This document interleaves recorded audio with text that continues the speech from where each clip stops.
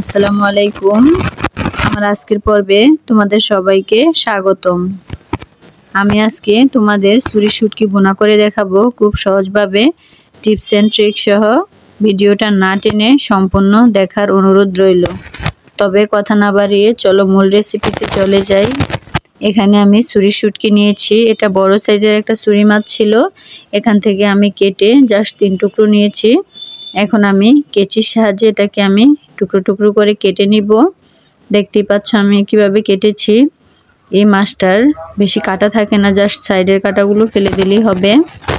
এখন আমি একটু শুকনো খোলা এটাকে আমি ভালোভাবে টেলে নিব। টেললে এটার ফ্লেভারটা খুবই ভালো আসে, সেজন্য চেষ্টা করবে কাঁচা না রান্না করে প্রথমে এটাকে টেলে নেওয়ার জন্য। এখন টালা হয়ে গিয়েছে, আমি পর্যাপ্ত পরিমাণ পানি দিয়ে এটাকে কিছুক্ষণ বয়েলড করে নিব। এভাবে বয়েলড করে নিলে শুটকিটা নরম হয়, খেতে অনেক ভালো লাগে। দেখতে পাচ্ছ আমার বয়েলড করা হয়ে গিয়েছে। এখন আমি পরিমাণ মতো পেঁয়াজ আর রসুন কুচি দিয়ে দিব, দিয়ে এটাকে কিছুক্ষণ তেলের মধ্যে ভেজে নিব। আমি পরিমাণ মতো তেল দিয়ে এখন এগুলোকে ভেজে নিচ্ছি। জাস্ট কিছুক্ষণ ভাজবো।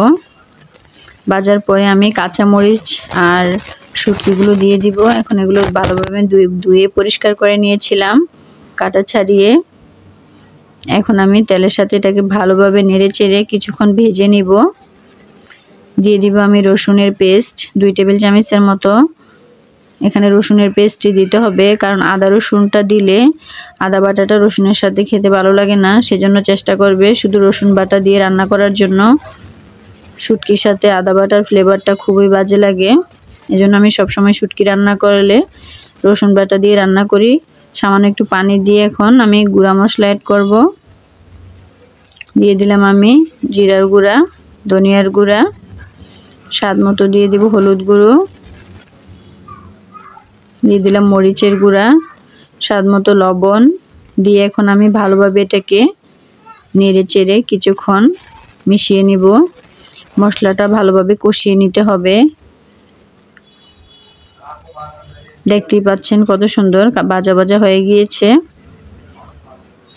এভাবে চুলার আঁচটা মিডিয়ামে রেখে ভালোভাবে মশলাটাকে কষিয়ে এটাকে ভেজে নিতে হবে।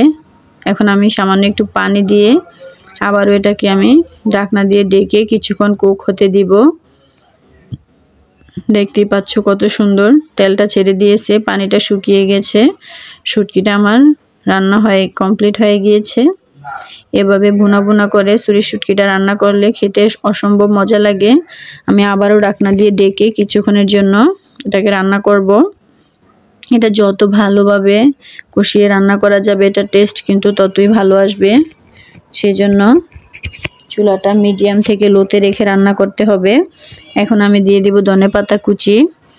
যেহেতু এখন শীতের সিজন, প্রচুর ধনেপাতা পাওয়া যায়, ধনেপাতাটা দিলে খেতে ভালো লাগে, সেজন্য এই পর্যায়ে তোমরা ধনেপাতাটা দেওয়ার চেষ্টা করবে। আর হাতের কাছে না থাকলে স্কিপ করতে পারো। দেখতেই পাচ্ছ আমার রান্নাটা কমপ্লিট হয়ে গিয়েছে, অনেক সুন্দর হয়েছে, কালারটা কিন্তু চমৎকার এসেছে। তোমরা এভাবে রান্না করতে পারো আমার রেসিপিটা ফলো করে। এতক্ষণ ভিডিওটা দেখার জন্য তোমাদের সবাইকে অসংখ্য ধন্যবাদ। সবাই আমার চ্যানেলটাকে সাবস্ক্রাইব করে দিবে, লাইক করে দিবে, কারণ তোমাদের একটা লাইকে আমরা পরবর্তী ভিডিও বানাতে অনেক উৎসাহ পাই, সেজন্য লাইক করতে ভুলবে না।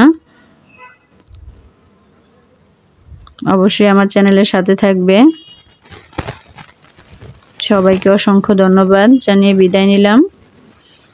সবাই ভালো থাকবেন। আল্লাহ হাফেজ। আসসালামু আলাইকুম।